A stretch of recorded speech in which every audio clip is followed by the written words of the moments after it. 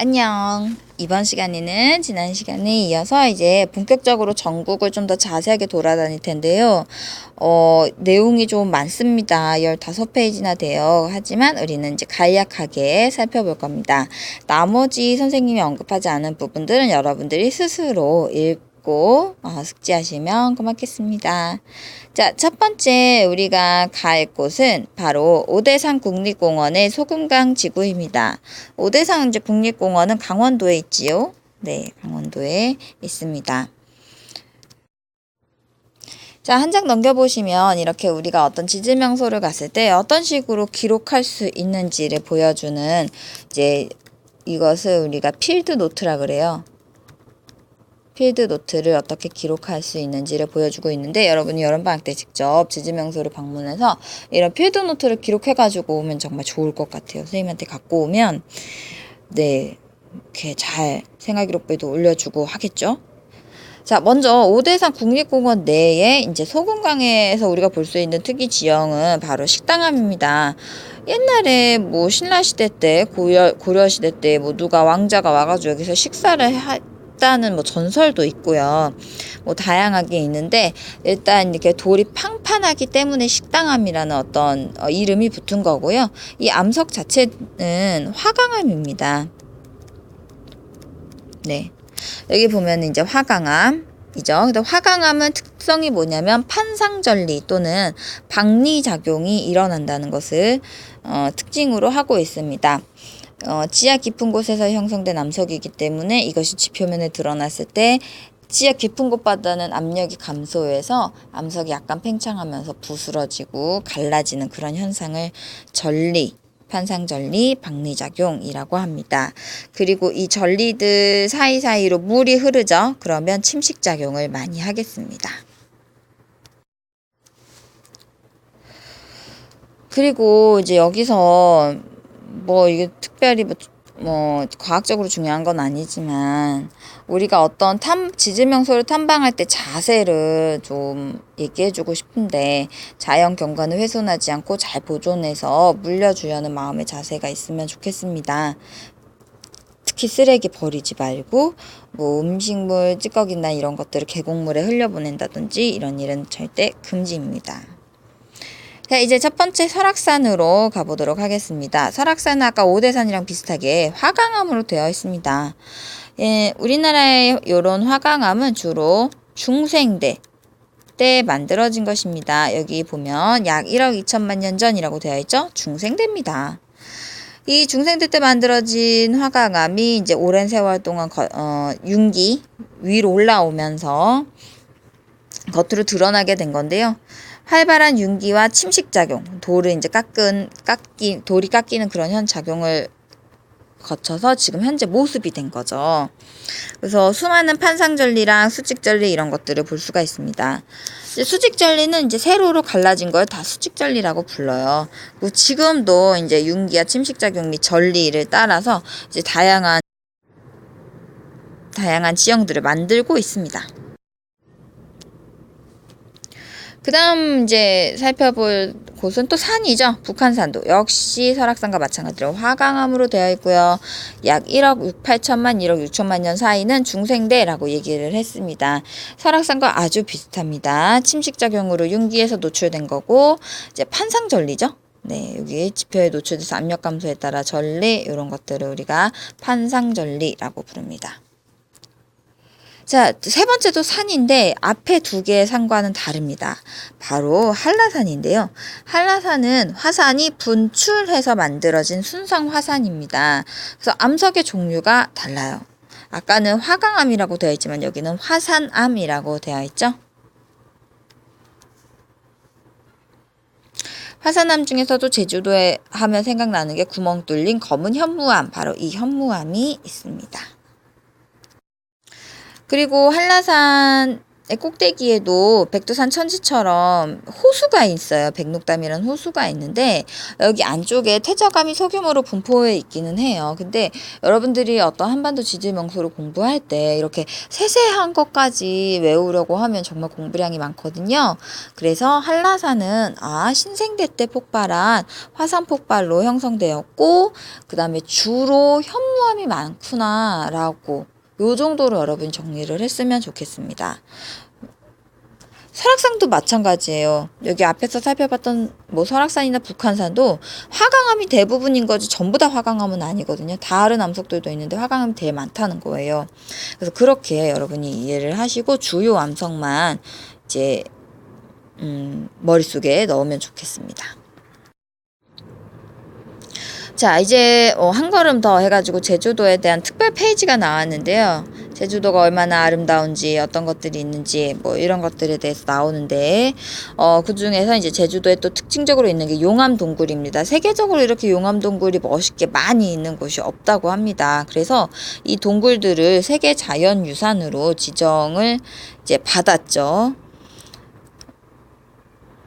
우리나라의 동굴은 용암동굴이고 강원도에는 이제 석회동굴이 있는데 석회동굴은 석회암 지대에 지하수가 흘러서 얘가 이제 화학적 풍화작용,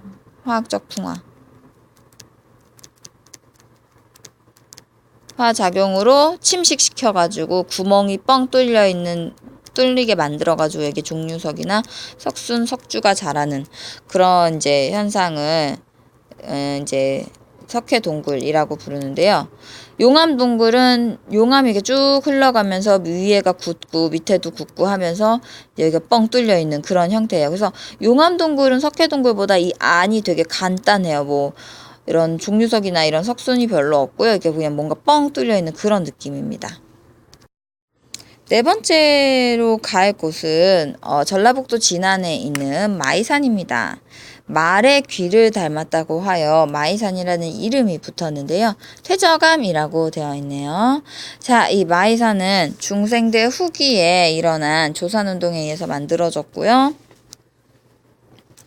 여기 보면은 육성기원의 암석이다 라고 되어 있는데 이거는 이제 퇴적 분지 어떤 이렇게 움푹 들어간 이 육지에 이제 모래나 지그넉 자갈들이 쌓여가지고 만들어진 퇴적암이 그러니까 바닷속에서 쌓인 게 아니라 육지에서 쌓였다. 그래서 육성기원이라는 이름이 붙은 겁니다. 여기 이제 특히 마이산은 여감이 많이 여감이 되게 많은데 그 여감은 자갈로 된 퇴적암이거든요. 그 자갈들이 떨어져 나오면서 이제 움푹움푹 들어간 그런 구조들이 만들어질 수가 있는데 그런 것들을 우리가 타포니라고 부르죠. 그런 자갈들은 주로 편만, 편암, 규암 등 이렇게 다양하게 구성이 되어 있습니다. 변성암인 거죠. 그러니까 옛날에는 변성암이었는데 얘네가 다 깨져가지고 자잘한 자갈이 되었는데 얘네가 다시 뭉쳐가지고 퇴적암으로 된 거예요.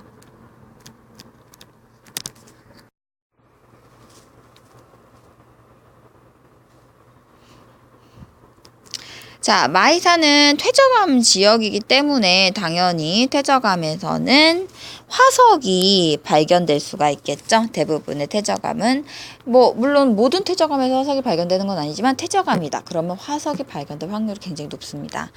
마그마가 굳어서 된 화성암이라든지 높은 열과 압력을 받아서 만들어진 변성암 같은 경우는 화석이 존재할 수가 없거든요. 자, 그 다음 우리가 다섯 번째로 살펴볼 지역은 홍도입니다. 다도해 해상국립공원에 이제 서해 남단에 있는데, 만제도, 우리 삼시세끼에 나왔던 그 만제도가 이 홍도 근방이에요. 물론, 배를 타고 좀 한참 가긴 하지만. 자, 이 홍도는 중생대 때 형성된 퇴적암들이 주로 많이 구성이 되어 있고요. 강한 해수의 침식작용에 의해서 돌들 사이사이가 깎이고 그래서 돌 기둥도 만들어지고 그게 아주 아름다운 경관을 이룬다라고 보시면 됩니다. 여기에 퇴적암이 주로 적색을 띠고 있어서 홍도라고 부른 것 같습니다.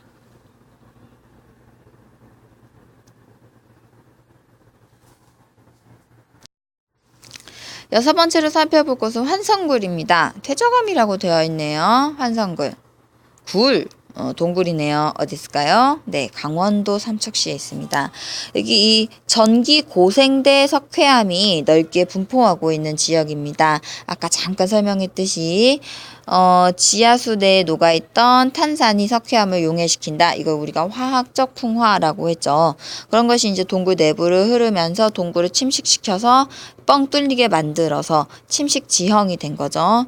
뿐만 아니라 이제 종유석이나 석순, 석주유, 휴석, 동굴 산호 등 이제 다양한 2차 동굴 생성물들이 이제 만들어집니다.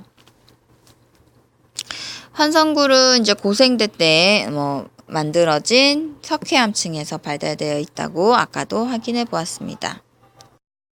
7번째로 갈 곳은 경상남도의 덕명리 해안입니다. 이 덕명리 해안은 퇴적암이라고 되어 있네요. 그런데 이 덕명리 해안의 퇴적암에는 공룡 발자국들이 선명하게 찍혀 있습니다. 공룡은 그렇습니다. 바로 중생대에 살았던 생물입니다. 아주 많은 공룡 발자국이 있어서 세계 최대라고 합니다. 덕명리 해안의 퇴적암은 다양한 퇴적 구조가 이제 나타나겠죠. 여기서 말하는 퇴적 구조라는 건 연은이라든지 점이층리라든지 이런 다양한 퇴적 구조, 층리 이런 것들을 의미합니다.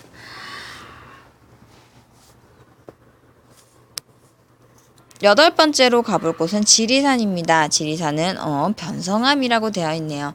사실 지리산은 굉장히 큰 산이에요. 행정구역 상으로도 지금 여기 보니까 3개도 5개군 15면, 15면에 거쳐서 있다고 했죠. 그래서 상당히 다양한 암석으로 되어 있는데 그 중에서 가장 많은 것이 변성암, 가장 이제 기본이 되는 암석이 변성암이라는 뜻입니다. 변성암이라고 하니까 지리산은 그렇죠. 성캄브리아부터 형성된 암석지대구나 라고 볼 수가 있습니다.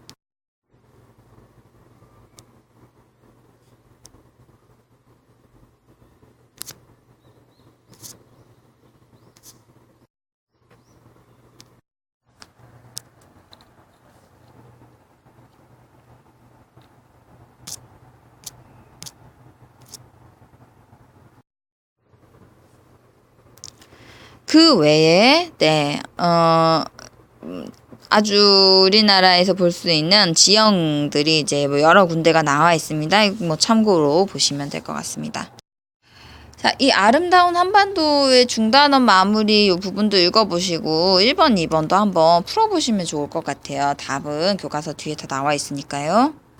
자, 그 다음에 선생님이 여기 단원의 마무리에서 5번 그리고 6번, 7번, 8번 한번 풀어보라고 했는데 풀어보셨나요? 네, 잘 했을 거라고 믿고요. 답은 교과서 뒤에 있습니다.